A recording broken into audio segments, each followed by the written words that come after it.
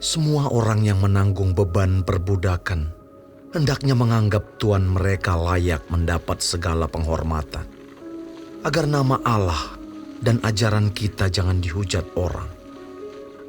Jika Tuhan mereka seorang percaya, janganlah ia kurang disegani karena bersaudara dalam Kristus, melainkan hendaklah ia dilayani mereka dengan lebih baik lagi.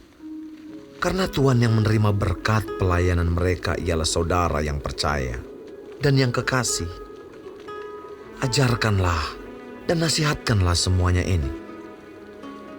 Jika seorang mengajarkan ajaran lain dan tidak menurut perkataan sehat, yakni perkataan Tuhan kita Yesus Kristus, dan tidak menurut ajaran yang sesuai dengan ibadah kita, ia adalah seorang yang berlagak tahu, padahal tidak tahu apa-apa.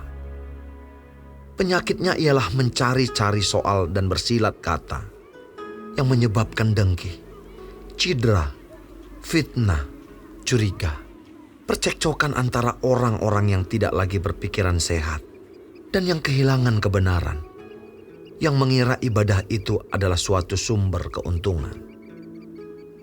Memang, ibadah itu kalau disertai rasa cukup, memberi keuntungan besar. Sebab kita tidak membawa sesuatu apa ke dalam dunia, dan kita pun tidak dapat membawa apa-apa keluar. Asal ada makanan dan pakaian, cukuplah.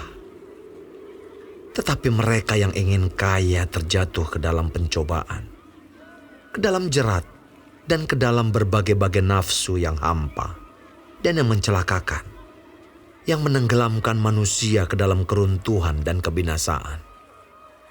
Karena akar segala kejahatan ialah cinta uang. Sebab oleh memburu uanglah beberapa orang telah menyimpang dari iman dan menyiksa dirinya dengan berbagai-bagai duka. Tetapi engkau, hai manusia Allah, jauhilah semuanya itu. Kejarlah keadilan, ibadah, kesetiaan, kasih, kesabaran, dan kelembutan. Bertandinglah dalam pertandingan iman yang benar, dan rebutlah hidup yang kekal.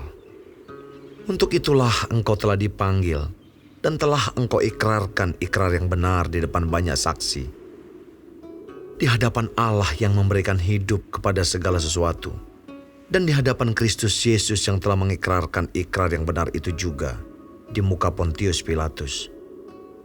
Kuserukan kepadamu, turutilah perintah ini dengan tidak bercacat dan tidak bercela, hingga pada saat Tuhan kita Yesus Kristus menyatakan dirinya, yaitu saat yang akan ditentukan oleh penguasa yang satu-satunya dan yang penuh bahagia, Raja di atas segala raja dan Tuan di atas segala tuan.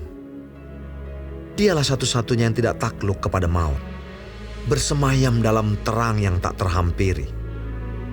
Seorang pun tak pernah melihat Dia, dan memang manusia tidak dapat melihat Dia. Baginyalah hormat dan kuasa yang kekal. Amin. Peringatkanlah kepada orang-orang kaya di dunia ini, agar mereka jangan tinggi hati, dan jangan berharap pada sesuatu yang tak tentu, seperti kekayaan, melainkan pada Allah yang dalam kekayaannya memberikan kepada kita segala sesuatu untuk dinikmati. Peringatkanlah agar mereka itu berbuat baik, menjadi kaya dalam kebajikan, suka memberi dan membagi. Dan dengan demikian, mengumpulkan suatu harta sebagai dasar yang baik bagi dirinya di waktu yang akan datang, untuk mencapai hidup yang sebenarnya. Hai Timotius, peliharalah apa yang telah dipercayakan kepadamu.